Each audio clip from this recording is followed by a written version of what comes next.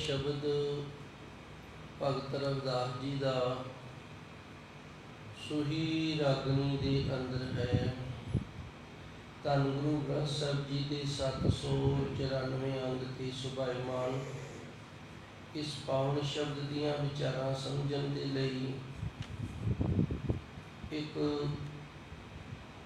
नुक्ते दे नाल थोड़ा जुड़ना करिए, फिर पावन शब्द की समझ आ जाएगी।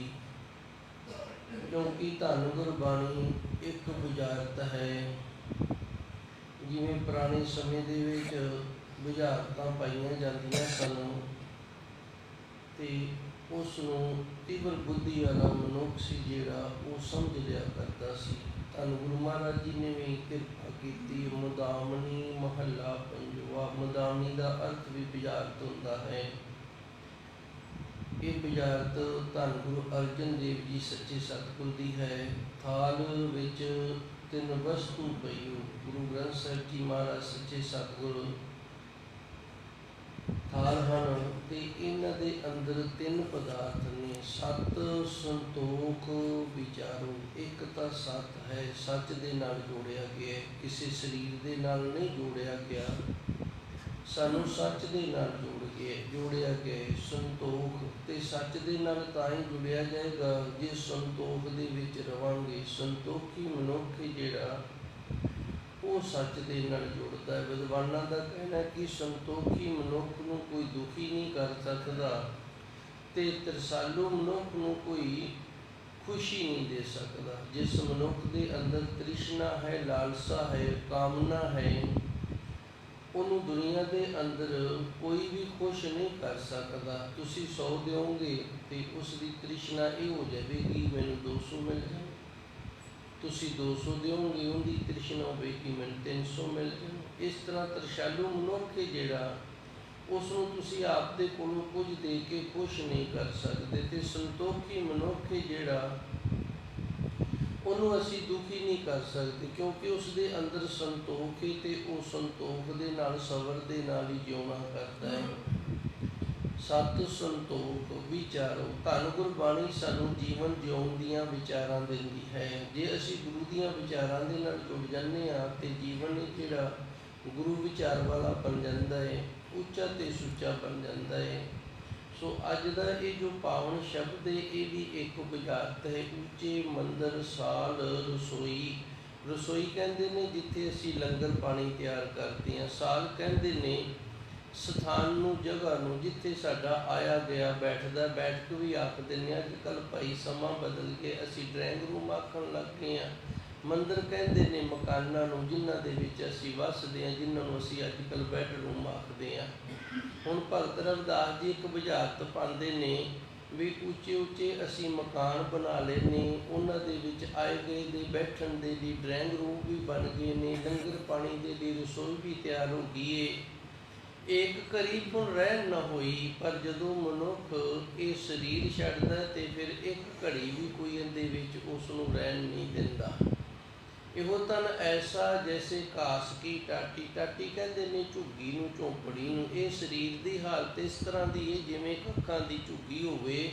जल गयो घास, ये घास सड़ जाणगे ते रल गयो माटी, मिट्टी दे विच रल जाना। उवें शरीर है, इन्हें भी मिट्टी दे विच रल जाना। हुण भगत जी सानूं कहंदे की ने? भगत जी ये आखदे ने भी असीं खेड रहे हैं, असी खेड रहे हैं। आप जी ने वेख्या होना निक्के निक्के बच्चे ना जदों खेडते हैं तो उन्हां दी खेड दे विच जदों वो घर कोठा बना के खेडते हैं, फिर एवें नकली जे मिट्टी के घर बना लेंदे ने।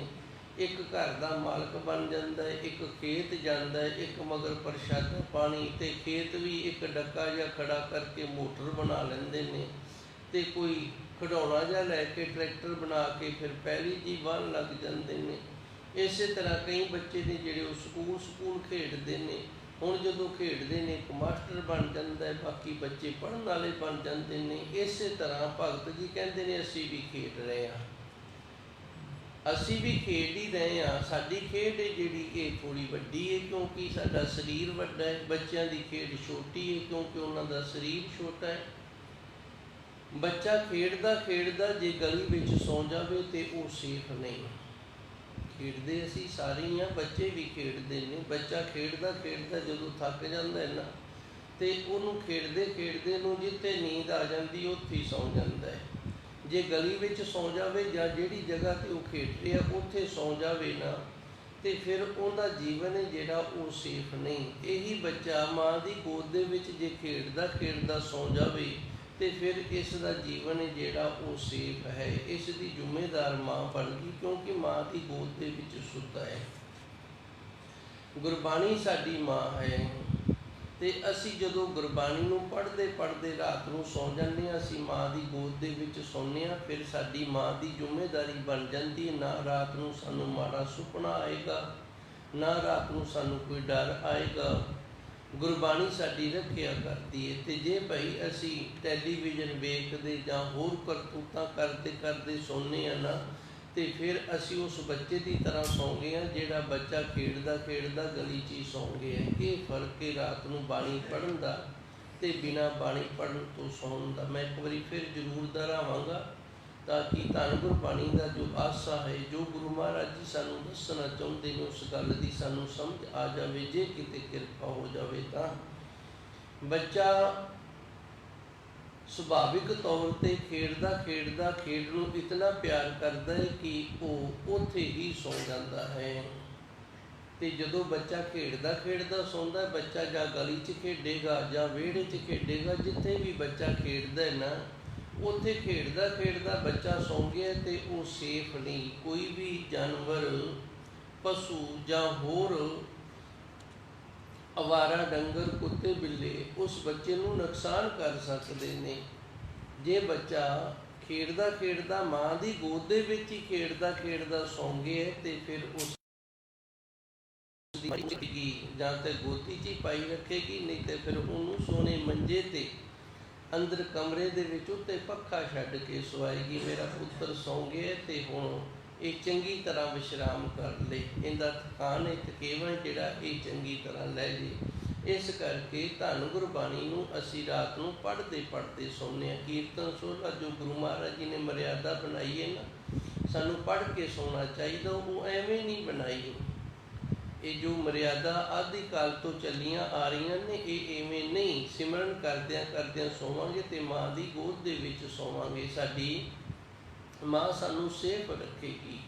ਹੁਣ ਇੱਕ ਤਾਂ ਇਹ ਸੌਣਾ ਹੈ, ਤੇ ਇੱਕ ਜਿਹੜਾ ਦੂਜਾ ਸੌਣਾ ਹੈ, ਜਿਹੜੇ ਸੌਣ ਦੀ ਗੱਲ ਅੱਜ ਭਗਤ ਰਵਿਦਾਸ ਜੀ ਨੇ ਕੀਤੀ ਹੈ, ਉਹ ਨੀਂਦ ਹੈ, ਉਸ ਨੂੰ ਮੌਤ ਦੀ ਨੀਂਦ ਆਖੀ ਹੈ। ਉਹ ਮੌਤ ਦਾ ਸੌਣਾ, ਉਹ ਵੀ ਖੇਡਦੇ ਖੇਡਦੇ ਸੌਣਾ ਹੈ। ਘਰ ਹੈ ਸਾਡਾ, ਪਰਿਵਾਰ ਦੇ ਵਿੱਚ ਅਸੀਂ ਖੇਡਦੇ ਖੇਡਦੇ ਸੌਂ ਜਾਂਦੇ ਹਾਂ। ਖੇਡ ਰਹੇ ਹਾਂ ਤੇ ਖੇਡਦੇ ਖੇਡਦਿਆਂ ਮੌਤ ਦੀ ਨੀਂਦ ਆ ਗਈ ਹੈ, ਇਹ ਵੀ ਅਸੀਂ ਸੌਂ ਗਏ ਹਾਂ। ਹੁਣ ਜਿਹੜਾ ਗੁਰਮੁਖ ਪਿਆਰਾ ਬਾਣੀ ਪੜ੍ਹਦਾ ਹੈ, ਸਿਮਰਨ ਕਰਦਾ ਹੈ, ਸਿਮਰਨ ਕਰਦਾ ਕਰਦਾ ਬਾਣੀ ਦੇ ਨਾਲ ਜੁੜਿਆ ਜੁੜਿਆ ਇਸ ਸਰੀਰ ਨੂੰ ਛੱਡ ਜਾਂਦਾ ਹੈ, ਮੌਤ ਦੀ ਨੀਂਦ ਸੌਂ ਜਾਂਦਾ ਹੈ, ਤੇ ਫਿਰ ਗੁਰਬਾਣੀ ਦੀ ਜ਼ਿੰਮੇਦਾਰੀ ਬਣ ਜਾਂਦੀ। ਕਿਉਂਕਿ ਗੁਰਬਾਣੀ ਸਾਡੀ ਮਾਂ, ਇਹ ਸਾਨੂੰ ਅਗਲੇ ਜਨਮ ਦੇ ਵਿੱਚ ਸੇਫ ਰੱਖਦੀ ਹੈ। ਤੇ ਜੇ ਭਾਈ ਅਸੀਂ ਸੰਸਾਰਿਕ ਖੇਡਾਂ ਖੇਡਦੇ ਖੇਡਦੇ, ਜਿਵੇਂ ਭਗਤ ਜੀ ਨੇ ਸਾਨੂੰ ਦੱਸਿਆ, ਉੱਚੇ ਮੰਦਰ, ਸਾਲ, ਰਸੋਈ ਘਰਾਂ ਮੰਦਰਾਂ ਦੇ ਵਿੱਚ, ਬੈਠਕਾਂ, ਮਨਾਰੀਆਂ, ਡਰਾਇੰਗ ਰੂਮਾਂ ਦੇ ਵਿੱਚ, ਰਸੋਈਆਂ ਦੇ ਵਿੱਚ, ਇਹਨਾਂ ਦੇ ਨਾਲ ਜੁੜੇ ਹੋਈ ਸੌਂ ਜਾਂਦੇ ਹਾਂ, ਤੇ ਫਿਰ ਭਾਈ ਇਹ ਨੀਂਦ ਜਿਹੜੀ, ਇਸ ਨੀਂਦ ਦੇ ਵਿੱਚ ਸੁੱਤਾ ਹੋਇਆ ਮਨੁੱਖ ਜਿਹੜਾ, ਉਹਦੀ ਜ਼ਿੰਮੇਦਾਰੀ ਨਹੀਂ ਹੈਗੀ। ਕਿਉਂਕਿ ਉਹ ਉਸ ਬੱਚੇ ਦੀ ਤਰ੍ਹਾਂ ਸੌਂ ਗਿਆ ਜਿਹੜਾ ਬੱਚਾ ਗਲੀ ਦੇ ਵਿੱਚ ਖੇਡਦਾ ਖੇਡਦਾ ਸੌਂ ਗਿਆ। ਧੰਨ ਗੁਰਬਾਣੀ ਦੇ ਅੰਦਰ ਇਸ ਦੇ ਬੜੇ ਪ੍ਰਮਾਣ ਮਿਲਦੇ ਨੇ। ਧੰਨ ਗੁਰੂ ਮਹਾਰਾਜ ਜੀ ਦਾ ਫਰਮਾਨ ਹੈ, ਗੁਰੂ ਅਰਜਨ ਦੇਵ ਜੀ ਦਾ, ਸੁਪਨੇ ਆਇਆ ਭੀ ਗਿਆ। ਆ ਵੇਖੋ, ਅਸੀਂ ਸੁਪਨੇ 'ਚ ਆਏ ਹਾਂ ਤੇ ਚਲੇ ਵੀ ਜਾਣਾ ਹੈ। ਸੁਪਨੇ ਆਇਆ ਭੀ ਗਿਆ, ਮੈਂ ਜਲ ਭਰਿਆ ਰੋਏ। ਇਹ ਅੱਖਾਂ ਦੇ ਵਿੱਚ ਜਲ ਭਰ ਕੇ ਫਿਰ ਰੋਣਾ ਕਿਉਂ ਬਣ ਗਿਆ? ਭਈ ਜਦੋਂ ਸੁਪਨਾ ਆਇਆ ਸੀ ਤੇ ਚਲਾ ਗਿਆ ਸੀ। ਉਹ ਇਸ ਕਰਕੇ ਰੋਣਾ ਬਣ ਗਿਆ ਕਿ ਮਾਂ ਦੀ ਗੋਦ ਦੇ ਵਿੱਚ ਨਹੀਂ ਸੁੱਤਾ। ਸੁਪਨੇ ਆਇਆ ਭੀ ਗਿਆ, ਮੈਂ ਜਲ ਭਰਿਆ ਰੋਏ। ਆਏ ਨਾ ਸਕਾਂ ਤੁਝ ਕਨ ਪਿਆਰੇ, ਹੇ ਮੇਰੇ ਪਿਆਰਿਓ ਹੁਣ ਮੈਂ ਤੇਰੇ ਵੱਲ ਨਹੀਂ ਆਉਂਦਾ। ਕਿਉਂਕਿ ਜਿਹੜੇ ਸਰੀਰ ਨੇ ਤੇਰੇ ਤੱਕ ਸਾਨੂੰ ਲੈ ਕੇ ਆਉਣਾ ਸੀ, ਉਹ ਸਰੀਰ ਤਾਂ ਹੁਣ ਸਦੀਵੀ ਨੀਂਦ ਸੌਂ ਗਏ। ਸੁੱਤਾ ਹੋਇਆ ਸਰੀਰ ਤੇ ਫਿਰ ਮੰਜੀ ਤੇ ਹੁੰਦਾ ਨਾ। ਆਏ ਨਾ ਸਕਾਂ ਤੁਝ ਕਨ ਪਿਆਰੇ, ਭੇਜ ਨਾ ਸਕਾਂ ਕੋਈ। ਹੁਣ ਮੈਂ ਕਿਸੇ ਨੂੰ ਭੇਜ ਵੀ ਨਹੀਂ ਸਕਦਾ, ਕਿਉਂਕਿ ਸੁੱਤਾ ਮਨੁੱਖ ਕਿਸੇ ਨੂੰ ਭੇਜ ਵੀ ਨਹੀਂ ਸਕਦਾ। ਹੁਣ ਭਗਤ ਰਵਿਦਾਸ ਜੀ ਇੱਥੇ ਸਾਨੂੰ ਇਹ ਦੱਸਦੇ ਨੇ, ਧੰਨ ਗੁਰਬਾਣੀ ਸਾਨੂੰ ਇਹ ਦੱਸਦੀ ਹੈ ਕਿ ਜਿਵੇਂ ਸਾਰਾ ਦਿਨ ਮਨੁੱਖ ਕੰਮ ਕਰਦਾ ਨਾ, ਤੇ ਰਾਤ ਨੂੰ ਜਦੋਂ ਸੌਂਦਾ ਹੈ ਤੇ ਉਹ ਸੁੱਤੇ ਹੋਏ ਨੂੰ ਸੁਪਨੇ ਵੀ ਉਹੀ ਆਉਂਦੇ ਨੇ ਜਿਹੜਾ ਕੁਝ ਉਹਨੇ ਦਿਨ ਦੇ ਸਮੇਂ ਕੀਤਾ ਹੈ। ਜੇ ਦਿਨੇ ਖੇਤ ਵਿੱਚ ਕੰਮ ਕੀਤਾ ਹੈ ਤੇ ਸਾਰਾ ਦਿਨ ਕਹੀ ਚਲਾਈਏ ਤੇ ਸੁਪਨੇ 'ਚ ਵੀ ਕਹੀ ਚਲਾਏਗਾ ਉਹ। ਜੇ ਸਾਰਾ ਦਿਨ ਉਸਨੇ ਗੁਰਬਾਣੀ ਪੜ੍ਹੀ ਹੈ, ਗੁਰਬਾਣੀ ਦੇ ਨਾਲ ਜੁੜਿਆ, ਤੇ ਫਿਰ ਸੁਪਨਾ ਵੀ ਉਹਨੂੰ ਗੁਰਬਾਣੀ ਦਾ ਹੀ ਆਏਗਾ। ਗੁਰਬਾਣੀ ਸੁਪਨੇ ਦੇ ਵਿੱਚ ਵੀ ਉਹ ਪੜ੍ਹਦਾ ਹੈ। ਸੁਪਨੇ ਉਬੀ ਭਈ ਗਇਓ ਕੀ ਨਾ ਅੰਚਲਾ। ਧੰਨ ਗੁਰੂ ਅਰਜਨ ਦੇਵ ਜੀ ਫਰਮਾਨ ਕਰਦੇ ਨੇ, ਸੱਚੇ ਸਤਿਗੁਰੂ, ਭਈ ਸੁਪਨਾ ਆਇਆ ਸੀ ਉਬੀ। ਅਸੀਂ ਦੋ ਜਾਣੇ ਮਿਲੇ ਸੁਪਨੇ ਦੇ ਵਿੱਚ। ਉਬੀ ਦਾ ਅਰਥ ਹੁੰਦਾ ਦੋ, ਉਬੇ ਦੋ। ਸੁਪਨੇ ਉਬੀ ਭਈ, ਮੈਂ ਵੀ ਸੀ ਤੇ ਮੇਰਾ ਪ੍ਰੀਤਮ ਪਿਆਰਾ ਵੀ ਸੀ। ਗਇਓ ਕੀ ਨਾ ਅੰਚਲਾ, ਤੇ ਫਿਰ ਮੇਰੇ ਤੋਂ ਉਹਦਾ ਪੱਲਾ ਕਿਉਂ ਨਹੀਂ ਪਕੜਿਆ ਗਿਆ। ਸੁਪਨੇ ਉਬੀ ਭਈ ਗਇਓ ਕੀ ਨਾ ਅੰਚਲਾ, ਜਦੋਂ ਮੈਨੂੰ ਸੁਪਨਾ ਆਇਆ ਤੇ ਸੁਪਨੇ ਦੇ ਵਿੱਚ ਮੇਰਾ ਪ੍ਰੀਤਮ ਪਿਆਰਾ ਮੈਨੂੰ ਜਦੋਂ ਮਿਲਿਆ ਤੇ ਉਸ ਦਾ ਪੱਲਾ ਜਿਹੜਾ ਹੈ ਨਾ ਉਹ ਮੇਰੇ ਤੋਂ ਨਹੀਂ ਫੜਿਆ ਗਿਆ। ਸੁੰਦਰ ਪੁਰਖ ਬਰਾਜਤ ਪੇਖ ਮਨ ਬੰਚਲਾ। ਗੁਰੂ ਅਰਜਨ ਦੇਵ ਜੀ ਕਹਿੰਦੇ ਨੇ ਪੱਲਾ ਤਾਂ ਨਹੀਂ ਪਕੜਿਆ ਗਿਆ ਕਿ ਇਹ ਮਨ ਇਹਨਾਂ ਜਿਹੜਾ ਉਹਦੇ ਦਰਸ਼ਨਾਂ ਦੇ ਵਿੱਚ ਹੀ ਵਿਚਲਿਤ ਹੋ ਗਿਆ ਹੈ, ਉਹਦੇ ਦਰਸ਼ਨਾਂ ਦੇ ਵਿੱਚ ਹੀ ਇਤਨਾ ਮਗਨ ਹੋ ਗਿਆ ਕਿ ਇਹਨੂੰ ਪੱਲਾ ਪਕੜਨਾ ਜਿਹੜਾ ਨਾ ਇਹ ਯਾਦ ਹੀ ਨਹੀਂ ਰਿਹਾ। ਹੁਣ ਭਗਤ ਰਵਿਦਾਸ ਜੀ ਇੱਥੇ ਸਾਨੂੰ ਦੱਸਦੇ ਨੇ, ਉੱਚੇ ਮੰਦਰ ਸਾਲ ਰਸੋਈ ਭਾਈ। ਇਹ ਖੇਡਦਿਆਂ ਜਦੋਂ ਅਸੀਂ ਸੋਵਾਂਗੇ ਨਾ ਤੇ ਸੁੱਤਿਆਂ ਹੋਇਆਂ ਨੂੰ, ਭਾਵ ਜਦੋਂ ਮੌਤ ਦੀ ਨੀਂਦ ਆ ਗਈ, ਮੌਤ ਦੀ ਨੀਂਦ ਸੌਂਗੇ ਤੇ ਅਗਲਾ ਜਿਹੜਾ ਜਨਮ ਹੈ ਨਾ, ਫਿਰ ਉਹਦੇ ਵਿੱਚ ਅਸੀਂ ਭਗਤ ਨਹੀਂ ਬਣਾਂਗੇ। ਇਹ ਨਹੀਂ ਹੋਵੇਗਾ ਵੀ ਅਸੀਂ ਭਗਤ ਬਣ ਜਾਈਏ ਅਗਲੇ ਜਨਮ ਦੇ ਵਿੱਚ। ਤੇ ਜੇ ਅਗਲੇ ਜਨਮ ਦੇ ਵਿੱਚ ਭਗਤ ਬਣਨਾ ਤੇ ਫਿਰ ਇਸ ਜਨਮ ਦੇ ਵਿੱਚ ਭਗਤੀ ਕਰਨੀ ਪੈਣੀ ਹੈ। ਮੈਂ ਇੱਕ ਵਾਰੀ ਫਿਰ ਥੋੜ੍ਹਾ ਜਿਹਾ ਦੁਹਰਾ ਦਿਆਂ। ਅਸੀਂ ਸਾਰਾ ਦਿਨ ਕੰਮ ਕੀਤਾ ਹੈ, ਸਾਰਾ ਦਿਨ ਕੰਮ ਕਰਦਿਆਂ ਥਕਾਨ ਹੋ ਗਈ ਹੈ, ਰਾਤ ਆਈ ਹੈ, ਅਸੀਂ ਰਾਤ ਨੂੰ ਸੁੱਤੇ ਹਾਂ ਤੇ ਸੁੱਤਿਆਂ ਨੂੰ ਸੁਪਨੇ ਉਹੀ ਆਉਣਗੇ ਜੋ ਅਸੀਂ ਦਿਨ ਦੇ ਵਿੱਚ ਕੀਤਾ ਹੈ। ਇਸੇ ਤਰ੍ਹਾਂ ਜੋ ਜੀਵਨ ਦੇ ਵਿੱਚ ਅਸੀਂ ਕੀਤਾ ਹੈ, ਜਦੋਂ ਮੌਤ ਦੀ ਨੀਂਦ ਸੋਵਾਂਗੇ ਨਾ ਤੇ ਅਗਲਾ ਜੀਵਨ ਰੂਪੀ ਸੁਪਨਾ ਜਿਹੜਾ ਮਿਲੇਗਾ ਉਹਦੇ 'ਚ ਉਹੀ ਸਾਡਾ ਸੁਭਾਅ ਰਹੇਗਾ, ਉਹੀ ਸੰਸਕਾਰ ਰਹਿਣਗੇ ਜੋ ਪਿਛਲੇ ਜਨਮ ਦੇ ਵਿੱਚ ਕਮਾਏ ਨੇ। ਇਸ ਦੇ ਗੁਰਬਾਣੀ ਦੇ ਅੰਦਰ ਵੀ ਬੜੇ ਉਦਾਹਰਣ ਨੇ। ਤੇ ਮਹਾਂਪੁਰਸ਼ਾਂ ਦੀ ਜਦੋਂ ਸੰਗਤ ਕਰਦੇ ਹਾਂ ਉਹਨਾਂ ਤੋਂ ਵੀ ਸਾਨੂੰ ਸਿੱਖਣ ਨੂੰ ਮਿਲਦਾ ਹੈ। ਸੰਤ ਮਹਾਂਪੁਰਸ਼ ਹੋਏ ਨੇ ਬਾਬਾ ਵਰਿਆਮ ਸਿੰਘ ਜੀ ਧੂਰਕੋਟ ਵਾਲੇ ਦਾਸ ਨੇ, ਅੱਗੇ ਵੀ ਉਹਨਾਂ ਦਾ ਇਹ ਵਚਨ ਹੈ ਜਿਹੜਾ ਬੜੀ ਵਾਰੀ ਸੰਗਤਾਂ ਦੇ ਵਿੱਚ ਦੱਸਣਾ ਕੀਤਾ। ਉਹਨਾਂ ਦਾ ਪਿੰਡ ਸੀ ਪੁੱਲ ਆਪਣੇ ਨਾਲ ਹੀ ਹੈ ਤੇ ਧੂਰਕੋਟ ਗੁਰੂ ਘਰ ਦੀ ਸੇਵਾ ਕਰਿਆ ਕਰਦੇ ਸਨ। ਉੱਥੋਂ ਦੀ ਜ਼ਿੰਮੇਵਾਰੀ ਉਹਨਾਂ ਦੀ ਸੀ। ਬੜੇ ਬੱਚਿਆਂ ਦੀ ਸੇਵਾ ਕੀਤੀ ਉਹਨਾਂ ਨੇ, ਪੜ੍ਹਾਏ ਨੇ। ਕੋਈ ਗੁਰਮੁਖ ਪਿਆਰਾ ਸੀ, ਉਹਦੇ ਨਾਲ ਬੜਾ ਪ੍ਰੇਮ ਸੀ ਮਹਾਂਪੁਰਸ਼ਾਂ ਦਾ। ਹੁਣ ਜਿਨ੍ਹਾਂ ਦੇ ਨਾਲ ਪ੍ਰੇਮ ਹੋ ਜਾਂਦਾ ਉੱਥੇ ਫਿਰ ਗੱਲਾਂ ਜਿਹੜੀਆਂ ਨੇ ਖੁੱਲ੍ਹ ਕੇ ਹੋ ਜਾਂਦੀਆਂ ਨੇ। ਇਸ ਗੁਰਮੁਖ ਪਿਆਰੇ ਨੇ ਮਹਾਂਪੁਰਸ਼ਾਂ ਨੂੰ ਆਖਿਆ, ਸੰਤ ਬਾਬਾ ਵਰਿਆਮ ਸਿੰਘ ਜੀ ਨੂੰ ਆਖਿਆ, ਜੀ ਤੁਸੀਂ ਸ਼ਾਂਤੀ ਦੀ ਗੱਲ ਕਰਦੇ ਹੋ, ਜਰਾ ਝਲਕਾ ਤਾਂ ਦਿਖਾਓ ਇਹ ਸ਼ਾਂਤੀ ਚੀਜ਼ ਕੀ ਹੁੰਦੀ ਹੈ, ਇਹਦਾ ਸਕੂਨ ਹੈ ਜਿਹੜਾ ਉਹ ਕਿੰਨਾ ਕੁ ਹੁੰਦਾ ਹੈ। ਮਹਾਂਪੁਰਸ਼ ਕਹਿੰਦੇ ਥੋੜ੍ਹਾ ਸਾਡੇ ਨੇੜੇ ਹੋ ਕੇ ਬੈਠ ਜਾ। ਜਦੋਂ ਪਾਸ ਹੋ ਕੇ ਬੈਠਿਆ ਤੇ ਮਹਾਂਪੁਰਸ਼ਾਂ ਨੇ ਜਦੋਂ ਕਲਾ ਵਰਤਾਈ ਤੇ ਉਪਰੰਤ ਆਪਣੀ ਕਲਾ ਨੂੰ ਸੰਕੋਚ ਲਿਆ ਤੇ ਕਹਿੰਦਾ, ਜੀ ਇਹ ਸਕੂਨ, ਇਹ ਆਨੰਦ, ਇਹ ਸੁੱਖ ਪ੍ਰਾਪਤ ਕਰਨ ਦੇ ਵੀ ਕਿੰਨੇ ਕੁ ਦਿਨ ਲੱਗ ਜਾਣਗੇ। ਤੇ ਬਾਬਾ ਵਰਿਆਮ ਸਿੰਘ ਜੀ ਨੇ ਆਖਿਆ ਸੀ, ਇਸ ਦੇ ਲਈ ਭਾਈ 10 ਕੁ ਜਨਮ ਤਾਂ ਸਾਨੂੰ ਲੱਗ ਗਏ ਨੇ ਤੇ ਤੂੰ ਵੇਖ ਲਾ ਕਿੰਨੀ ਕੁ ਮਿਹਨਤ ਕਰ ਲਏਗਾ। ਜਿੰਨੀ ਕੁ ਤੂੰ ਮਿਹਨਤ ਕਰ ਲਏਗਾ ਉਨਾ ਕੁ ਸਮਾਂ ਤੇਰਾ ਲੱਗ ਜਾਏਗਾ। ਸੋ ਇਸ ਤਰ੍ਹਾਂ ਜੋ ਅਸੀਂ ਆਪਣੇ ਜੀਵਨ ਦੇ ਵਿੱਚ ਕਮਾ ਰਹੇ ਹਾਂ, ਜੇ ਹੁਣ ਭਜਨ ਬੰਦਗੀ ਸਿਮਰਨ ਕਰ ਰਹੇ ਹਾਂ, ਜੇ ਮੁਕਤੀ ਦੀ ਦਾਤ ਪ੍ਰਾਪਤ ਹੋ ਗਈ ਹੈ ਤੇ ਬੜੀ ਵੱਡੀ ਕਿਰਪਾ ਉਸ ਵਾਹਿਗੁਰੂ ਦੀ, ਉਹ ਬਖਸ਼ਣਹਾਰ ਹੈ, ਬਖਸ਼ ਸਕਦਾ ਹੈ। ਜੇ ਉਹਨੂੰ ਇਹ ਪ੍ਰਵਾਨ ਹੈ, ਇਹ ਮਨਜ਼ੂਰ ਹੈ ਵੀ ਇੱਕ ਜਨਮ ਤੂੰ ਹੋਰ ਜਾ ਦੁਨੀਆ ਤੇ ਹੋਰ ਕਮਾਈ ਕਰ, ਤੇ ਫਿਰ ਇਹ ਕਮਾਈ ਹੈ ਨਾ ਜਿਹੜੀ, ਇਹ ਅਗਲੇ ਜਨਮ ਦੇ ਵਿੱਚ ਬੜਾ ਸਾਥ ਦੇਵੇਗੀ। ਇੱਕ ਹੋਰ ਸਬੂਤ ਹੈ ਮੇਰੇ ਕੋਲ, ਆ ਨਾਲ ਹੀ ਗੋਬਿੰਦਪੁਰਾ ਪਿੰਡ ਹੈ ਤੇ ਇੱਥੇ ਭਾਈ ਭਗਤੂ ਜੀ ਜੋ ਧੰਨ ਗੁਰੂ ਰਾਮਦਾਸ ਜੀ ਦੇ ਵਰ ਦੇ ਨਾਲ ਬਾਬਾ ਆਦਮ ਜੀ ਨੂੰ ਪ੍ਰਾਪਤ ਹੋਏ ਸਨ ਜੋ ਭੁੱਚੋ ਪਿੰਡ ਦੇ ਸਨ। ਬਾਬਾ ਆਦਮ ਜੀ ਭੁੱਚੋ ਪਿੰਡ ਦੇ ਸਨ ਤੇ ਇਹ ਗੁਰੂ ਘਰ ਦੀ ਸੇਵਾ ਕਰਦੇ ਸਨ। ਗੁਰੂ ਘਰ ਦੇ ਲਈ ਇਹ ਲੱਕੜਾਂ ਲੈ ਕੇ ਆਇਆ ਕਰਦੇ ਲੰਗਰ ਵਾਸਤੇ, ਤੇ ਇੱਕ ਛੋਟੀ ਜਿਹੀ ਪੰਡ ਆਪ ਦੇ ਵਾਸਤੇ ਵੀ ਲੈ ਆਇਆ ਕਰਨ। ਹੁਣ ਆਪ ਦੇ ਲਿਆ ਕੇ ਇਹ ਜਮ੍ਹਾਂ ਕਰੀ ਜਾਣ ਤੇ ਲੰਗਰ ਦਾ ਜਿਹੜਾ ਸੀ ਉਹ ਖਰਚਾ ਚੱਲਦਾ ਰਿਹਾ। ਇੱਕ ਦਿਨ ਇਸ ਤਰ੍ਹਾਂ ਦੀ ਕਲਾ ਵਰਤਾਈ ਗੁਰੂ ਨੇ ਕਿ ਬੜੀ ਠੰਡ ਹੈ ਤੇ ਮੀਂਹ ਵੀ ਬੜਾ ਪੈ ਗਿਆ ਹੈ। ਸਿਆਲ ਦੇ ਦਿਨ ਨੇ, ਝੱਖੜ ਚੱਲ ਪਿਆ। ਆਪਾਂ ਵੇਖਦੇ ਹਾਂ ਸਿਆਲ ਦੇ ਦਿਨਾਂ ਦੇ ਵਿੱਚ ਕਣੀਆਂ ਪੈ ਜਾਣ, ਤੇਜ਼ ਹਵਾ ਹੋਵੇ ਤੇ ਫਿਰ ਸਾਰੇ ਠਰੂ ਠਰੂ ਕਰਨ ਲੱਗ ਜਾਂਦੇ ਨੇ। ਤੇ ਅੱਜ ਕੱਲ੍ਹ ਤਾਂ ਬੜੇ ਇੰਤਜ਼ਾਮ ਨੇ, ਉਦੋਂ ਤੰਬੂ ਲਾ ਕੇ ਹੀ ਸੰਗਤਾਂ ਆਪਣਾ ਸਮਾਂ ਬਸਰ ਕਰਿਆ ਕਰਦੀਆਂ ਸਨ। ਜਿੱਥੇ ਅੱਜ ਆਪਾਂ ਮਕਾਨ ਪਏ ਵੇਖਦੇ ਹਾਂ ਨਾ, ਅੰਮ੍ਰਿਤਸਰ ਸਾਹਿਬ ਇਹ ਸਾਰਾ ਜਿਹੜਾ ਸੀ ਮੈਦਾਨ ਹੁੰਦਾ ਸੀ, ਖੁੱਲ੍ਹੀਆਂ ਥਾਵਾਂ ਹੁੰਦੀਆਂ ਸਨ। ਜਿੱਥੇ ਸੰਗਤ ਨੂੰ ਯੋਗ ਲੱਗੇ ਉੱਥੇ ਉਹਨਾਂ ਨੇ ਤੰਬੂ ਲਾ ਲੈਣਾ, ਕਨਾਤਾਂ ਲਾ ਲੈਣੀਆਂ ਤੇ ਰਾਤਰੀ ਜਿਹੜੀ ਸੀ 2 4 10 ਦਿਨ ਜਿੰਨੇ ਦਿਨ ਗੁਰੂ ਦਰ 'ਤੇ ਰਹਿਣਾ, ਉਹ ਸਮਾਂ ਸੀ ਜਿਹੜਾ ਉਹ ਗੁਜ਼ਾਰ ਲੈਣਾ। ਹੁਣ ਭਾਈ ਭਗਤੂ ਜੀ ਉੱਠੇ ਨੇ, ਜਦੋਂ ਉੱਠੇ ਨੇ ਤੇ ਇਹਨਾਂ ਨੇ ਵੇਖਿਆ ਵੀ ਸਾਰੀ ਸੰਗਤ ਜਿਹੜੀ ਠਰੂ ਠਰੂ ਕਰਦੀ ਹੈ ਤੇ ਲੱਕੜ ਬਾਲਣ ਵੀ ਕਿਸੇ ਕੋਲ ਨਹੀਂ ਹੈਗਾ, ਸਾਰਿਆਂ ਦੀਆਂ ਗੀਠੀਆਂ ਵੀ ਬੰਦ ਹੋ ਗਈਆਂ ਨੇ।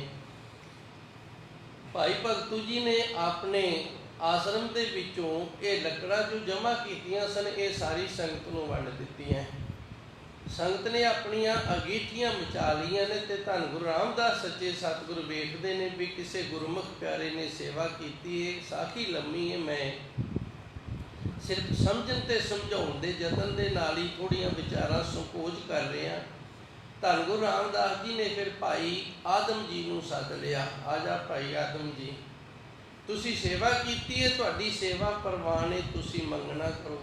ਬਾਬਾ ਆਦਮ ਜੀ ਸਨ ਜਿਹੜੇ ਵੱਡੀ ਉਮਰ ਦੇ ਸਨ ਤੇ ਮਨ ਦੇ ਵਿੱਚ ਸੰਕੋਚ ਆ ਗਈ ਵੀ ਹੁਣ 60 70 ਸਾਲ ਦੀ ਉਮਰ ਹੋ ਗਈ ਹੈ ਤੇ ਇਸ ਉਮਰ ਦੇ ਵਿੱਚ ਬੱਚਾ ਬੱਚੀ ਹੈ ਜਿਹੜਾ ਬੜੀ ਮੁਸ਼ਕਲ ਗੱਲ ਹੈ। 3-4 ਵਾਰੀ ਗੁਰੂ ਮਹਾਰਾਜ ਜੀ ਨੇ ਕਿਹਾ, ਪਰ ਭਾਈ ਬਾਬਾ ਆਦਮ ਜੀ ਜਿਹੜੇ ਸਨ ਉਹ ਆਪਣੇ ਅੰਦਰ ਸ਼ਰਮ ਮਹਿਸੂਸ ਕਰਕੇ ਘਰ ਚਲੇ ਗਏ। ਅਗਲੇ ਦਿਨ ਪਤਨੀ ਸਹਿਤ ਆਏ ਨੇ ਤੇ ਫਿਰ ਗੁਰੂ ਦਰ ਤੋਂ ਪੁੱਤਰ ਦੀ ਦਾਤ ਮੰਗ ਲਈ। ਗੁਰੂ ਮਹਾਰਾਜ ਜੀ ਨੇ ਕਿਹਾ, ਤੇਰੇ ਕਰਮਾਂ 'ਚ ਹੈ ਤਾਂ ਨਹੀਂ, ਚਲੋ ਅਸੀਂ ਆਪ ਦੇ ਵੱਲੋਂ ਤੈਨੂੰ ਇੱਕ ਪੁੱਤਰ ਹੈ ਜਿਹੜਾ ਉਹ ਦੇ ਦਿੰਦੇ ਹਾਂ। ਇਹ ਭਾਈ ਭਗਤੂ ਜੀ ਧੰਨ ਗੁਰੂ ਅਰਜਨ ਦੇਵ ਜੀ ਦੀ ਸੇਵਾ ਕਰਕੇ ਆਪਣੀ ਮਾਤਾ ਦੇ ਸਹਿਤ ਜਦੋਂ ਵਾਪਸ ਭੁੱਚੋ ਆ ਰਹੇ ਸਨ ਤੇ ਗੋਬਿੰਦਪੁਰਾ ਪਿੰਡ ਦੇ ਬਾਹਰਲੇ ਪਾਸੇ ਇੱਥੇ ਅਸਥਾਨ ਬਣਿਆ ਹੋਇਆ ਹੈ ਭਾਈ ਭਗਤੂ ਜੀ ਦਾ। ਕਿਤੇ ਲੰਘਦੇ ਟੱਪਦੇ ਬਠਿੰਡੇ ਨੂੰ ਇੱਧਰੋਂ ਜਾਓ ਨਾ ਤੇ ਜ਼ਰੂਰ ਦਰਸ਼ਨ ਕਰਕੇ ਜਾਓ। ਇਹ ਜਗ੍ਹਾ ਤੇ ਆਏ ਤੇ ਮਾਤਾ ਕਹਿੰਦੀ, ਪੁੱਤਰ ਹੁਣ ਤੁਰਿਆ ਨਹੀਂ ਜਾਂਦਾ, ਪਿਆਸ ਬੜੀ ਲੱਗੀ ਹੈ ਤੇ ਜੇ ਮੈਂ ਹੋਰ ਤੁਰਾਂਗੀ ਤੇ ਹੋ ਸਕਦਾ ਮੈਂ ਸਰੀਰ ਛੱਡ ਦੇਵਾਂ। ਤੇ ਭਾਈ ਭਗਤੂ ਜੀ ਕਹਿੰਦੇ, ਚੰਗਾ ਬੇਬੇ ਤੂੰ ਇੱਥੇ ਬੈਠ ਜਾ। ਤੇ ਆਹ ਜਿਹੜਾ ਸਥਾਨ ਹੈ ਨਾ, ਇੱਥੋਂ ਡਲੀ ਚੱਕੀ, ਪਰ ਡਲੀ ਉਦੋਂ ਚੱਕੀ ਜਦੋਂ ਜਮਾਂ ਤੇਰੇ ਤੋਂ ਨਾ ਸਰੇ ਤੇ ਕੋਸ਼ਿਸ਼ ਮੈਂ ਕਰਦਾ ਵੀ ਮੈਂ ਨਗਰ 'ਚੋਂ ਪਾਣੀ ਲੈ ਕੇ ਆ ਜਾਵਾਂ, ਯਤਨ ਕਰਦਾ ਮੈਂ ਪਾਣੀ ਲੈ ਕੇ ਆ ਜਾਵਾਂ, ਪਰ ਜੇ ਤੇ ਹੁਣ ਮਰਨ ਲੱਗੀ ਨਾ ਤੇ ਫਿਰ ਇੱਥੋਂ ਡਲੀ ਚੱਕ ਲਈ ਤੇ ਇੱਥੇ ਫਿਰ ਰੱਖਦੀ, ਜਿੰਨਾ ਪਾਣੀ ਵਰਤਣਾ ਹੋਈ ਉਹਨਾਂ ਵਰਤ ਲਈ। ਹੁਣ ਬੇਬੇ ਨੇ ਡਲੀ ਚੱਕ ਲਈ ਹੈ, ਮੂੰਹ ਧੋ ਲਿਆ, ਜਲ ਛਕ ਲਿਆ ਤੇ ਡਲੀ ਰੱਖਣੀ ਭੁੱਲ ਗਈ ਹੈ। ਭਈ ਉਹ ਛੱਪੜੀ ਪਾਣੀ ਦੀ ਭਰ ਗਈ ਹੈ। ਜਦੋਂ ਛੱਪੜੀ ਪਾਣੀ ਦੀ ਭਰ ਗਈ ਹੈ ਤੇ ਬੇਬੇ ਨੇ ਫਿਰ ਲਾਲਚ ਕੀਤਾ ਵੀ ਆਪਾਂ ਕੱਪੜੇ ਵੀ ਧੋ ਲਈਏ, ਹੁਣ ਵਸਤਰ ਵੀ ਧੋ ਲੈਨੇ। ਤੇ ਇੱਥੇ ਫਿਰ ਕੋਈ ਅਜਾਲੀ ਸਨ, ਉਹ ਵੀ ਪਾਣੀ ਪੂਣੀ ਪੀਤਾ। ਫਿਰ ਇਸ ਤਰ੍ਹਾਂ ਭਾਈ ਭਗਤੂ ਜੀ ਪ੍ਰਗਟ ਹੋਏ। ਉਸ ਸਥਾਨ ਤੇ ਦਾਸ ਇੱਕ ਵਾਰੀ ਦਰਸ਼ਨ ਕਰਨ ਗਿਆ ਸੀ, ਜੋ ਆਪ ਜੀ ਨੂੰ ਗੱਲ ਦੱਸਣੀ ਹੈ। ਉੱਥੇ ਹੁਣ ਨਹੀਂ ਹੈਗੇ, ਪਹਿਲੋਂ ਬਜ਼ੁਰਗ ਬਾਬਾ ਜੀ ਰਿਹਾ ਕਰਦੇ ਸਨ। ਉਹਨਾਂ ਦੀ ਬਾਣੀ ਬੜੀ ਸ਼ੁੱਧ ਸੀ। ਦਾਸ ਨੇ ਜਦੋਂ ਉਹਨਾਂ ਦੀ ਬਾਣੀ ਸੁਣੀ, ਪਾਠ ਸੁਣਿਆ ਤੇ ਮਨ ਬੜਾ ਖੁਸ਼ ਹੋ ਗਿਆ। ਇਹਨਾਂ ਸੁਭਾਅ ਹੁੰਦਾ ਹੈ, ਜਦੋਂ ਤੁਸੀਂ ਜਾਓਗੇ ਨਾ ਤੇ ਜੇ ਚਮਾਰ ਤੁਹਾਨੂੰ ਮਿਲੇਗਾ ਤੇ ਉਹ ਤੁਹਾਡੇ ਜੋੜਿਆਂ ਵੱਲ ਵੇਖੇਗਾ ਵੀ ਜੋੜੇ ਕਿਹਦੇ ਬਣਾਏ ਹੋਏ ਨੇ, ਕਿਹੜੇ ਚਮੜੇ ਦੇ ਬਣਾਏ ਹੋਏ ਨੇ। ਜਾਓਗੇ ਜੇ ਕੋਈ ਦਰਜੀ ਹੋਏਗਾ ਤੇ ਤੁਹਾਡੇ ਕੱਪੜਿਆਂ ਵੱਲ ਵੇਖੇਗਾ ਵੀ ਕਿਹਦਾ ਸਿਉਂਤਾ ਹੋਇਆ ਹੈ। ਸੁਨਿਆਰ ਹੈ, ਉਹ ਤੁਹਾਡੇ ਗਹਿਣਿਆਂ ਵੱਲ ਵੇਖੇਗਾ ਵੀ ਇਹ ਗਹਿਣੇ ਕਿਹਦੇ ਤੋਂ ਬਣਵਾਏ ਹੋਏ ਨੇ, ਇਹਦੇ 'ਚ ਕਿੰਨੀ ਕੁ ਮਿਲਾਵਟ ਕੀਤੀ ਹੋਈ ਹੈ। ਸੁਭਾਵਿਕ ਹੀ ਹੈ, ਜਿਹੜਾ ਮਨੁੱਖ ਜਿਹੜੇ ਕਿੱਤੇ ਦੇ ਨਾਲ ਜੁੜਿਆ ਨਾ, ਉਹਦਾ ਧਿਆਨ ਉੱਥੇ ਚਲਾ ਜਾਂਦਾ ਹੈ। ਹੁਣ ਦਾਸ ਦਾ ਧਿਆਨ ਗੁਰਬਾਣੀ ਵੱਲ ਚਲਾ ਗਿਆ। ਬੜੇ ਸੁੰਦਰ ਗੁਰੂ ਮਹਾਰਾਜ ਜੀ ਦੇ ਜੋ ਗੁਰਬਾਣੀ ਦੇ ਅੰਦਰ ਲਫ਼ਜ਼ ਨੇ ਉਹਨਾਂ ਨੂੰ ਉਚਾਰਨ ਕਰ ਰਹੇ ਆ ਤੇ ਰਿਹਾ ਨਹੀਂ ਗਿਆ। ਮੈਂ ਪੁੱਛ ਲਿਆ, ਮੈਂ ਪੁੱਛਿਆ ਬਾਬਾ ਜੀ ਤੁਸੀਂ ਸੰਥਿਆ ਕਿੱਥੋਂ ਕਰਾਈ? ਕਹਿੰਦੇ ਅਸੀਂ ਸੰਥਿਆ ਕਰਾਈ ਨਹੀਂ, ਜਦੋਂ ਇਸ ਸਥਾਨ ਤੇ ਆਏ ਸਨ ਅਸੀਂ ਵਿਅੰਗਮ ਸਨ, ਉਹ ਵਿਆਹ ਨਹੀਂ ਸੀ ਕਰਾਇਆ ਉਹਨਾਂ ਨੇ। ਕਹਿੰਦੇ ਛੋਟੀ ਉਮਰ 'ਚ ਆਏ ਸਨ ਤੇ ਸਾਡੇ ਤੋਂ ਪਹਿਲੋਂ ਜਿਹੜੇ ਇੱਥੇ ਸੇਵਾਦਾਰ ਸਨ ਉਹਨਾਂ ਨੂੰ ਅਸੀਂ ਆਖਿਆ ਜੀ ਸਾਨੂੰ ਵੀ ਸੰਥਿਆ ਕਰਾ ਦਿਓ, ਤੇ ਉਹ ਕਹਿੰਦੇ ਤੈਨੂੰ ਸੰਥਿਆ ਦੀ ਲੋੜ ਨਹੀਂ, ਤੂੰ ਪਿਛਲੇ ਜਨਮਾਂ ਦੇ ਵਿੱਚ ਕਈ ਸੰਥਿਆ ਕਰ ਲਈਆਂ ਨੇ, ਤੇਰੀ ਬਾਣੀ ਸ਼ੁੱਧ ਹੈ। ਤੇ ਇਸ ਤਰ੍ਹਾਂ ਦੇ ਜਿਹੜੇ ਪ੍ਰਮਾਣ ਨੇ ਉਹਨਾਂ ਤੋਂ ਇਹ ਸਬੂਤ ਮਿਲਦਾ ਕਿ ਮਨੁੱਖ ਜਿਹੜਾ ਇਹ ਪਿਛਲੇ ਜਨਮ ਦੇ ਵਿੱਚ ਜੋ ਕਰਦਾ ਉਹਨੂੰ ਇਹ ਜਨਮ ਦੇ ਵਿੱਚ ਉਹ ਸੁਪਨੇ ਦੇ ਵਕਤ ਮਿਲਦਾ। ਜਿਵੇਂ ਰਾਤਰੀ ਨੂੰ ਅਸੀਂ ਸੁਪਨਾ ਵੇਖਦੇ ਹਾਂ ਤੇ ਉਸੇ ਤਰ੍ਹਾਂ ਇਹ ਪਿਛਲਾ ਜਨਮ ਹੈ ਜਿਹੜਾ ਇਹ ਸਾਡਾ ਇਹ ਹੁਣ ਸੁਪਨਾ, ਜਦੋਂ ਅਸੀਂ ਮੌਤ ਦੀ ਨੀਂਦ ਲੈ ਕੇ ਤੇ ਅਗਲਾ ਜੀਵਨ ਜਿਉ ਰਹੇ ਹਾਂ ਨਾ, ਇਹ ਸਾਡਾ ਸੁਪਨਾ ਹੈ। ਤੇ ਇਹ ਸੁਪਨੇ ਦੇ ਵਿੱਚ ਸਾਨੂੰ ਉਹੀ ਸੁਪਨੇ ਆਉਣਗੇ, ਭਾਵ ਉਸੇ ਤਰ੍ਹਾਂ ਦਾ ਅਸੀਂ ਵਿਹਾਰ ਕਰਾਂਗੇ ਜੋ ਪਿਛਲੇ ਜਨਮਾਂ ਦੇ ਨਾਲ ਸਾਡਾ ਜੁੜਿਆ ਹੋਇਆ ਹੈ। ਇਸ ਕਰਕੇ ਧੰਨ ਗੁਰਬਾਣੀ ਦੇ ਅੰਦਰ ਸੁਪਨੇ ਦੀ ਬੜੀ ਮਹੱਤਤਾ। ਤੇ ਮੈਂ ਤਾਂ 2-3 ਸ਼ਬਦ ਇੱਥੇ ਬੋਲੇ ਨੇ, ਗੁਰਬਾਣੀ ਦੇ ਅੰਦਰ ਕਈ ਸ਼ਬਦ ਆਉਂਦੇ ਨੇ ਜਿਹੜੇ ਸੁਪਨੇ ਦੇ ਨਾਲ ਸੰਬੰਧਿਤ ਨੇ। ਇੱਕ ਭਗਤ ਕਬੀਰ ਜੀ ਦਾ ਵੀ ਹੈ, ਕਬੀਰ ਸੁਪਨੇ ਹੂੰ ਬਰੜਾਏ ਕੈ। ਭਗਤ ਕਬੀਰ ਜੀ ਕਹਿੰਦੇ ਨੇ ਸੁਪਨੇ ਦੇ ਵਿੱਚ ਬਰੜਾਏ ਕੇ, ਕਈਆਂ ਨੂੰ ਰਾਤ ਸੁੱਤਿਆਂ ਪਿਆਂ ਨੂੰ ਬੋਲਣ ਦੀ ਆਦਤ ਹੁੰਦੀ ਹੈ, ਸੁਪਨਾ ਆ ਗਿਆ ਤੇ ਸੁਪਨੇ ਦੇ ਵਿੱਚ ਉਹ ਬੋਲੀ ਜਾਂਦੇ ਨੇ। ਜੇ ਮੁਖ ਨਿਕਸੇ ਰਾਮ, ਭਗਤ ਜੀ ਕਹਿੰਦੇ ਨੇ ਜੇ ਸੁਪਨੇ ਦੇ ਵਿੱਚ ਬਰੜਾ ਕੇ ਕਿਸੇ ਦੇ ਮੂੰਹ ਦੇ ਵਿੱਚੋਂ ਰੱਬ ਦਾ ਨਾਂ ਨਿਕਲੇ, ਹੁਣ ਰੱਬ ਦਾ ਨਾਂ ਉਹਦੇ ਮੂੰਹ ਚੋਂ ਨਿਕਲੇਗਾ ਜਿਹਨੇ ਸਾਰਾ ਦਿਨ ਰੱਬ ਰੱਬ ਕੀਤਾ ਹੈ। ਜਿਹਨੇ ਸਾਰਾ ਦਿਨ ਰੱਬ ਰੱਬ ਕੀਤਾ, ਰਾਤ ਨੂੰ ਜਦੋਂ ਸੌਵੇਗਾ ਨਾ ਰੱਬ ਦਾ ਨਾਂ ਉਹਦੇ ਮੂੰਹ ਚੋਂ ਨਿਕਲੇਗਾ, ਦੂਜੇ ਦੇ ਮੂੰਹ ਚੋਂ ਨਹੀਂ ਨਿਕਲੇਗਾ। ਹੁਣ ਜਿਹਨੇ ਪਿਛਲੇ ਜਨਮ ਦੇ ਵਿੱਚ ਰੱਬ ਰੱਬ ਕੀਤਾ, ਇਸ ਜਨਮ ਦੇ ਵਿੱਚ ਵੀ ਰੱਬ ਰੱਬ ਉਹ ਕਰੇਗਾ। ਇਹ ਇੱਕ ਜਨਮ ਦੀ ਖੇਡ ਨਹੀਂ ਬਣੀ, ਕਈਆਂ ਜਨਮਾਂ ਦੀਆਂ ਖੇਡਾਂ ਨੇ।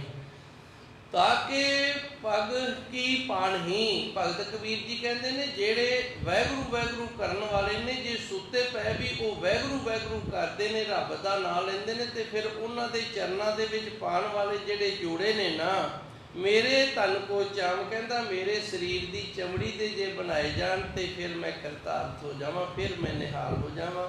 ਇਸ ਤਰ੍ਹਾਂ ਗੁਰਮੁਖ ਪਿਆਰੋ ਇਹ ਜੀਵਨ ਸਾਡਾ ਸੁਪਨਾ ਹੈ। ਇਹ ਸੁਪਨਾ ਅਸੀਂ ਵੇਖ ਰਹੇ ਹਾਂ, ਜਦੋਂ ਅੱਗੇ ਮੌਤ ਦੀ ਨੀਂਦ ਸੋਵਾਂਗੇ ਤੇ ਅਗਲਾ ਸੁਪਨਾ ਜਿਹੜਾ ਉਹ ਫਿਰ ਉਸੇ ਤਰ੍ਹਾਂ ਹੀ ਵੇਖਾਂਗੇ ਜਿਵੇਂ ਦਾ ਇਸ ਜੀਵਨ ਦੇ ਵਿੱਚ ਅਸੀਂ ਕਮਾਈ ਕੀਤੀ ਹੈ। ਹੁਣ ਭਗਤ ਰਵਿਦਾਸ ਜੀ ਕਹਿੰਦੇ ਨੇ ਉੱਚੇ ਮੰਦਰ ਸਾਲ ਰਸੋਈ, ਭਈ ਜੇ ਅਸੀਂ ਇਸ ਤਰ੍ਹਾਂ ਖੇਡਣਾ ਕੀਤਾ ਹੈ, ਆਪਣੀ ਖੇਡ ਦੇ ਵਿੱਚ ਕੇਵਲ ਘਰ ਬਣਾ ਲਏ ਨੇ, ਮਕਾਨ ਬਣਾ ਲਏ ਨੇ, ਰਸੋਈਆਂ ਬਣਾ ਲਈਆਂ ਨੇ ਤੇ ਡਰਾਇੰਗ ਰੂਮ ਬਣਾ ਲਏ ਹਨ ਜੀ। ਏਕ ਘਰੀ ਮਨ ਰਹਿਣਾ ਨਾ ਹੋਈ। ਹੁਣ ਸੁੱਤੇ ਪਿਆ, ਸੁੱਤਿਆਂ ਨੂੰ ਸੁਪਨਾ ਆ ਗਿਆ, ਸੁਪਨਾ ਆ ਗਿਆ ਤੇ ਸੁਪਨਾ ਜਿਹੜਾ ਇਹਦੇ ਵਿੱਚ ਜਾਗ ਆ ਜਾਂਦੀ ਹੈ, ਜਾਗ ਪੈਂਦੇ ਆ। ਹੁਣ ਜਦੋਂ ਅਸੀਂ ਜਾਗ ਗਏ ਆ ਤੇ ਦੱਸੋ ਸੁਪਨੇ ਦਾ ਕੀ ਲੈ ਕੇ ਆਏ ਆ? ਕੁਝ ਵੀ ਨਹੀਂ, ਸਾਰਾ ਕੁਝ ਉੱਥੇ ਰਹਿ ਗਿਆ। ਉਸੇ ਤਰ੍ਹਾਂ ਜਦੋਂ ਇਹ ਖੇਡਦਿਆਂ ਸਾਨੂੰ ਮੌਤ ਦੀ ਨੀਂਦ ਆ ਗਈ ਤੇ ਫਿਰ ਇੱਕ ਘੜੀ ਪੁਨ ਰਹਿਣ ਨਾ ਹੋਈ, ਫਿਰ ਮਿੱਟੀ ਤੋਂ ਕੀ ਕਰਾਣਾ ਕਿਸੇ ਨੇ। ਫਿਰ ਸਾਰੇ ਜਿਹੜੇ ਨੇ ਸਾਡੇ ਉਹ ਆਖਣਗੇ ਇਹਨੂੰ ਇੱਕ ਘੜੀ ਵੀ ਇੱਥੇ ਕਿਉਂ ਰਹਿਣ ਦਿੱਤਾ, ਇੱਕ ਘੜੀ ਵੀ ਜਿਹੜਾ ਰੱਖਣਾ ਨਾ, ਇਹ ਵੀ ਫਿਰ ਉਹਨਾਂ ਨੂੰ ਬੜਾ ਔਖਾ ਲੱਗਦਾ। ਕਿਉਂ ਔਖਾ ਲੱਗਦਾ ਹੈ? ਉਹ ਇਸ ਵਾਸਤੇ ਵੀ ਹੁਣ ਮਰ ਤਾਂ ਗਿਆ ਹੀ ਏ, ਤੇ ਜੇ ਇਹਨੂੰ ਰਾਤ ਰੱਖ ਲਿਆ ਨਾ, ਅਗਲੇ ਦਿਨ ਸਾੜਿਆ ਤੇ ਫਿਰ ਸਾਰੀ ਰਾਤ ਸਾਨੂੰ ਵੀ ਕੋਲ ਇਹਦੇ ਜਾਗ ਕੇ ਬਹਿਣਾ ਪਏਗਾ, ਸਾਰੀ ਰਾਤ ਇਹਦੀ ਰਾਖੀ ਕਰਨੀ ਪੈਗੀ। ਕਿਉਂਕਿ ਮਰਿਆਂ ਨੂੰ ਕੁੱਤੇ ਬਿੱਲੇ ਵੀ ਖਾ ਜਾਂਦੇ ਨੇ, ਕੀੜੀਆਂ ਵੀ ਲੱਗ ਜਾਂਦੀਆਂ ਨੇ, ਮੁਸ਼ਕ ਵੀ ਜਾਂਦਾ ਹੈ। ਆ ਗੁਰੂ ਘਰ ਫਰਿੱਜ ਤਿਆਰ ਕੀਤੀ ਹੈ ਨਾ, ਇਹ ਤਾਂ ਹੁਣ ਭਾਈ ਸਮਾਂ ਬਦਲ ਗਿਆ। ਜੇ ਪਿਛਲੇ ਸਮੇਂ ਦੀ ਗੱਲ ਕਰੀਏ ਤੇ ਬੜੇ ਤੁਸੀਂ ਹੈਰਾਨ ਹੋਵੋਗੇ। ਆ ਮੇਰੇ ਜੀਵਨ ਦੇ ਵਿੱਚ ਮੈਂ ਵੇਖਿਆ, ਅਸੀਂ ਸ੍ਰੀ ਸਹਿਜ ਪਾਠ ਪ੍ਰਕਾਸ਼ ਕਰਦੇ ਤੇ ਪਤਾਸਿਆਂ ਦੇ ਨਾਲ ਕਰਦੇ ਸੀ, ਦੇਗ ਨਹੀਂ ਸੀ ਹੁੰਦੀ ਉਦੋਂ, ਸਮਾਂ ਹੀ ਇਸ ਤਰ੍ਹਾਂ ਦਾ ਸੀ।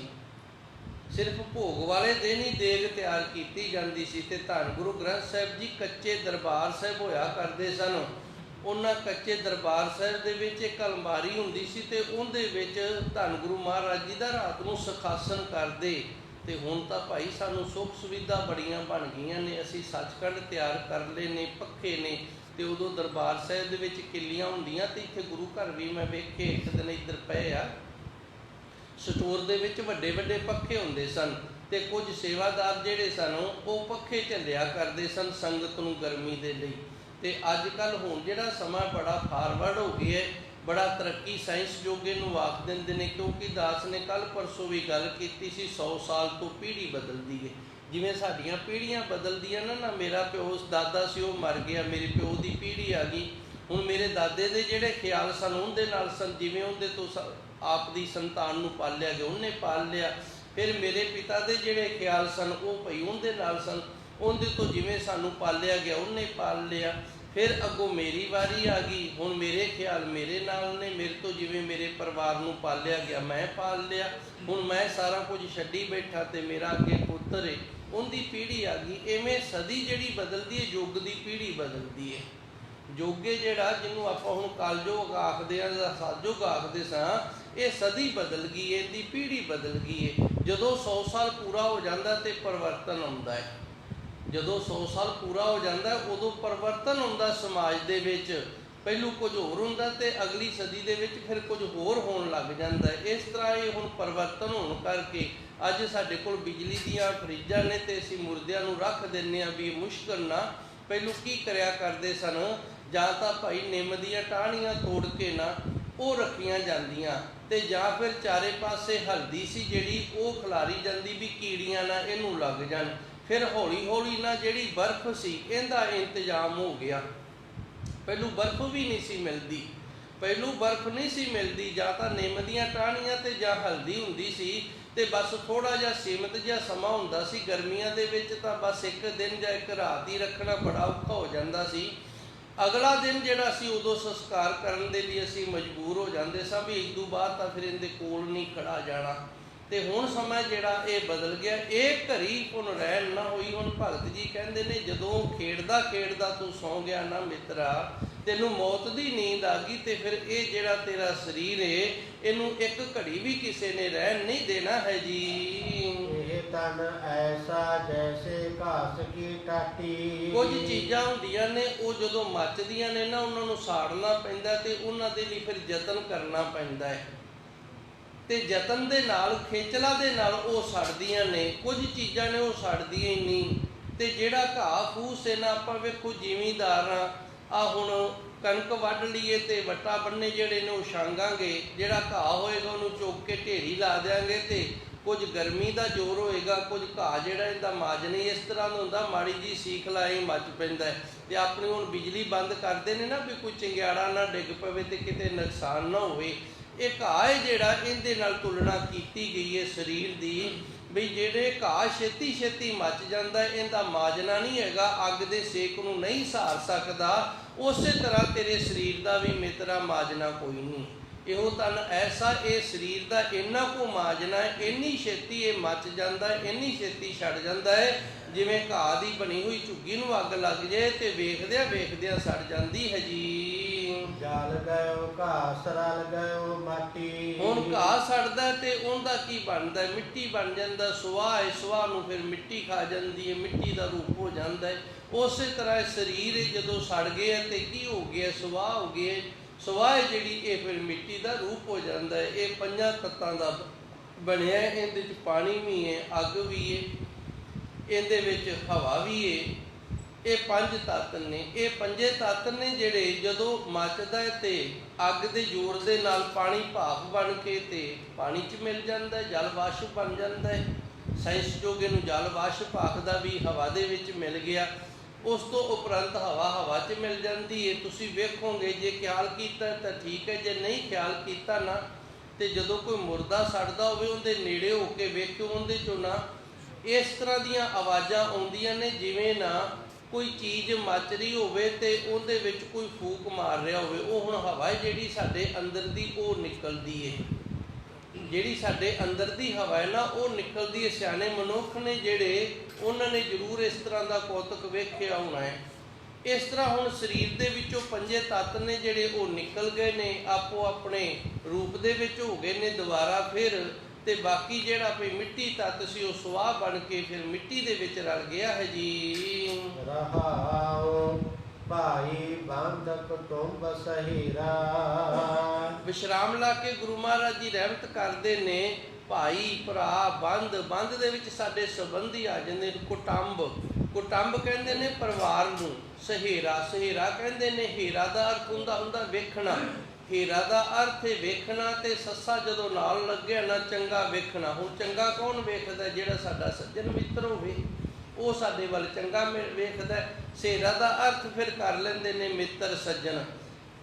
ਭਗਤ ਰਵਿਦਾਸ ਜੀ ਦੱਸਦੇ ਨੇ ਭਾਈ ਸਾਡੇ ਭਰਾ ਨੇ ਜਿਹੜੇ, ਬੰਧ ਤੇ ਸੰਬੰਧੀ ਨੇ ਜਿਹੜੇ। ਹੁਣ ਸੰਬੰਧੀਆਂ ਦੇ ਵਿੱਚ ਨਾਨਕੇ, ਦਾਦਕੇ, ਸਹੁਰੇ ਸਾਰੇ ਇਹ ਸਾਰੇ ਆ ਜਾਂਦੇ ਨੇ। ਸਾਰੇ ਸਾਡੇ ਸੰਬੰਧੀ ਹੁੰਦੇ ਨੇ, ਰਿਸ਼ਤੇਦਾਰ, ਕੁਟੁੰਬ, ਸਾਡਾ ਆਪਣਾ ਪਰਿਵਾਰ, ਪਤਨੀ, ਪੁੱਤਰ, ਇਹ ਸਾਰੇ ਆ ਜਾਂਦੇ ਨੇ। ਸਹੇਰਾ ਤੇ ਜਿਨ੍ਹਾਂ ਦੇ ਨਾਲ ਅਸੀਂ ਚੰਗਾ ਸਹਿਚਾਰ ਰੱਖਦੇ ਹਾਂ, ਸੱਜਣ ਮਿੱਤਰ, ਇਹ ਸਾਰੇ ਦੇ ਸਾਰੇ ਆ ਗਏ ਹਨ ਜੀ। ਹੋਏ ਪੀ ਲਾਗੇ ਕਾਢ ਸਵੇਰਾ।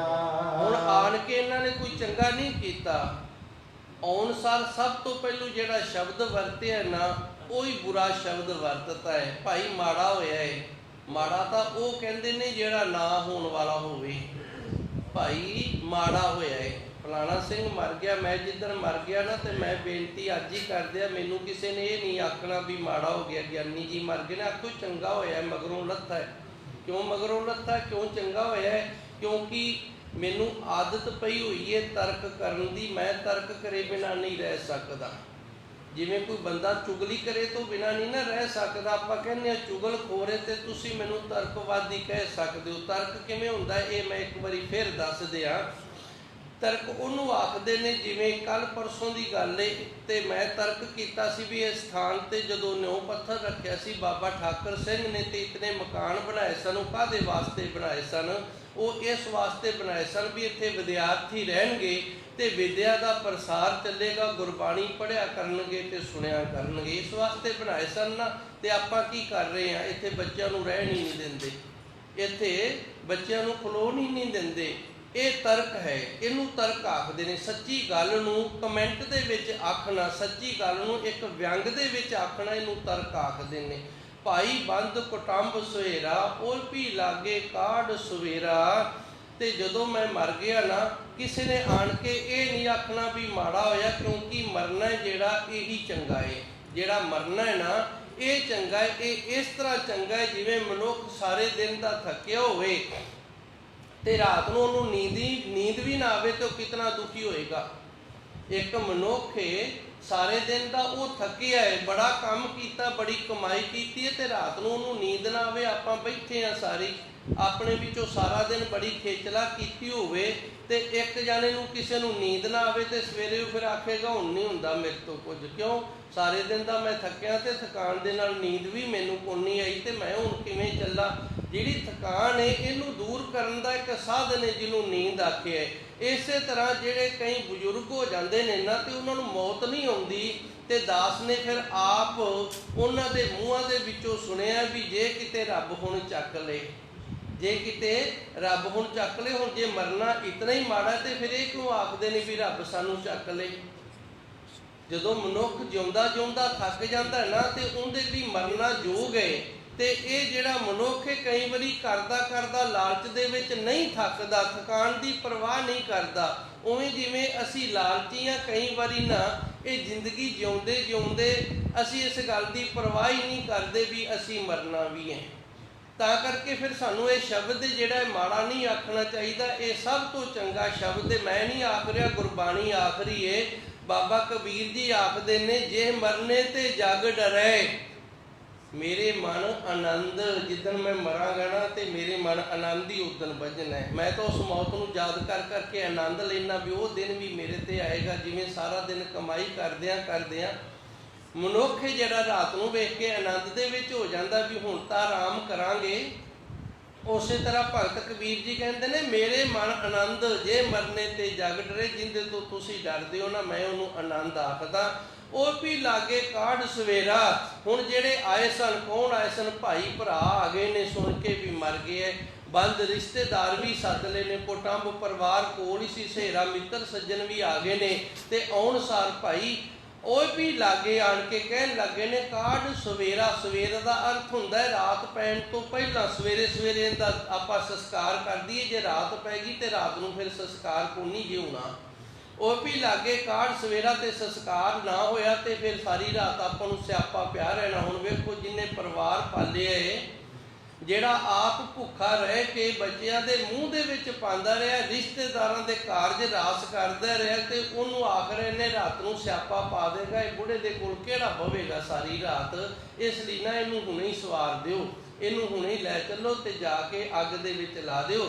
ਉਹ ਵੀ ਲਾਗੇ ਕਾੜ ਸਵੇਰਾ ਭਾਈ ਜਿਹੜੇ ਸਾਰੇ ਨਜ਼ਦੀਕੀ ਸਨ, ਜਿਹੜੇ ਆਸਰਾ ਮੰਨਿਆ ਕਰਦੇ ਸਨ ਵੀ ਬਾਪੂ ਤੇਰਾ ਆਸਰਾ ਬੜਾ ਹੈ, ਉਹਨਾਂ ਨੇ ਵੀ ਕਹਿਣਾ ਆਖ ਦਿੱਤਾ ਵੀ ਛੇਤੀ ਲੈ ਚੱਲੋ ਜੀ। ਘਰ ਕੀ ਨਾਰ ਉਰਹਿ ਤਨ ਲਾਗੀ। ਹੁਣ ਘਰ ਕੀ ਨਾਰ ਆਖਿਆ ਜਾਂਦਾ ਪਤਨੀ ਨੂੰ, ਤੇ ਦੋ ਸ਼ਬਦ ਵਰਤੇ ਨੇ, ਉਰਹਿ। ਉਰਹਿ ਕਹਿੰਦੇ ਨੇ ਹਿਰਦੇ ਨੂੰ, ਤੇ ਤਨ ਕਹਿੰਦੇ ਨੇ ਸਰੀਰ ਨੂੰ। ਸੰਬੰਧ ਜਿਹੜੇ ਨੇ ਪਤਨੀ ਦੇ, ਉਹ ਪਤੀ ਦੇ ਨਾਲ ਦਿਲ ਦਾ ਤੇ ਸਰੀਰ ਦਾ ਹੁੰਦਾ ਹੈ। ਸਰੀਰ ਦੇ ਸੰਬੰਧ ਦੇ ਨਾਲ ਸੰਤਾਨ ਪੈਦਾ ਹੁੰਦੀ ਹੈ, ਦਿਲ ਦੇ ਸੰਬੰਧ ਦੇ ਨਾਲ ਪਿਆਰ ਬਣਦਾ ਹੈ।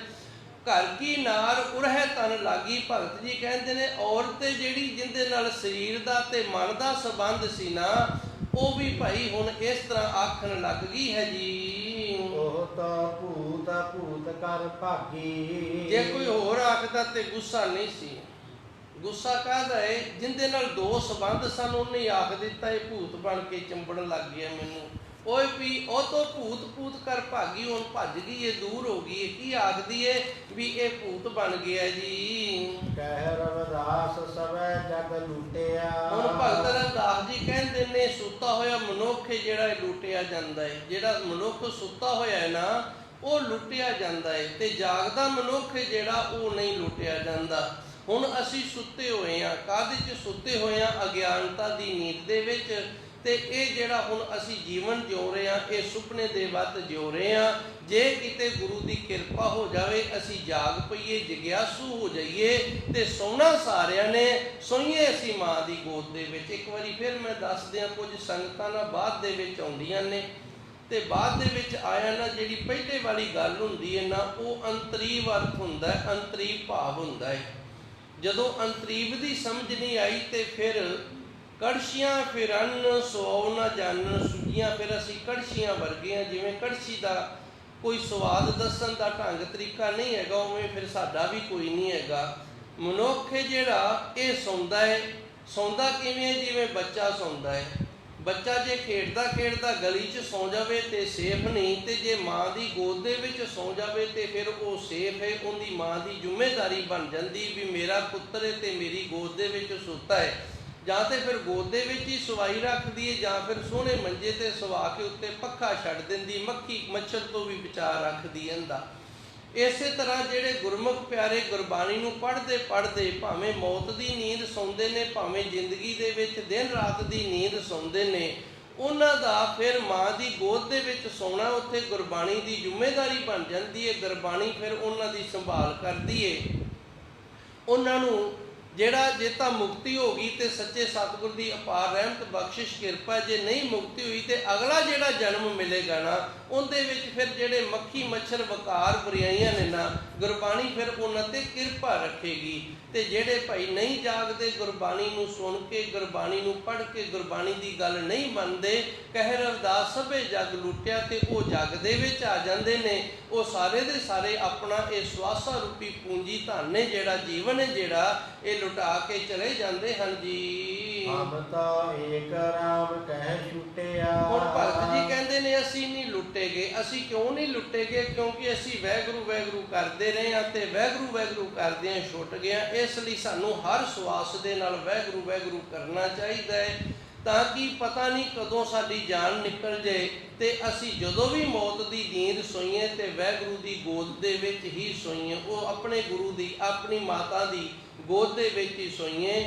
ਕਹੇ ਕਬੀਰ ਹੁਣ ਵਾਹਿਗੁਰੂ ਜੀ, ਹਮ ਤੋਂ ਏਕ ਰਾਮ ਕਹਿ ਛੁੱਟਿਆ। ਭਗਤ ਰਵਿਦਾਸ ਜੀ ਕਹਿੰਦੇ ਨੇ ਅਸੀਂ ਇੱਕ ਰਾਮ ਆਖਿਆ, ਵਾਹਿਗੁਰੂ ਆਖਿਆ, ਤੇ ਇਸ ਤਰ੍ਹਾਂ ਅਸੀਂ ਭਾਈ ਛੁੱਟ ਗਏ ਹਾਂ। ਇਸ ਤਰ੍ਹਾਂ ਸਾਡਾ ਜੀਵਨ ਹੈ ਜਿਹੜਾ ਉਹ ਸਫਲ ਹੋ ਗਿਆ। ਇਤਨੀਆਂ ਕੁ ਸੇਵਾਵਾਂ ਸੰਗਤ ਨੇ ਪ੍ਰਵਾਨ ਕਰਨੀ। ਇਸ ਦੇ ਨਾਲ ਹੀ ਭਗਤ ਰਵਿਦਾਸ ਜੀ ਦੇ ਸ਼ਬਦ ਸੰਪੰਨ ਹੋਏ ਨੇ। 3 ਸ਼ਬਦ ਸਨ, ਅੱਗੇ 2 ਸ਼ਬਦ ਰਹਿ ਗਏ ਨੇ ਬਾਬਾ ਫਰੀਦ ਜੀ ਦੇ। ਉਹ 2 ਸ਼ਬਦ ਤੋਂ ਉਪਰੰਤ ਫਿਰ ਬਿਲਾਵਲ ਰਾਗ ਜਿਹੜਾ ਉਹ ਪ੍ਰਾਰੰਭ ਹੋਏਗਾ। ਕੱਲ੍ਹ ਨੂੰ ਬਾਬਾ ਫਰੀਦ ਜੀ ਦੇ ਸ਼ਬਦ ਦੀਆਂ ਵਿਚਾਰਾਂ ਆਪਾਂ ਸਰਵਣ ਕਰਾਂਗੇ।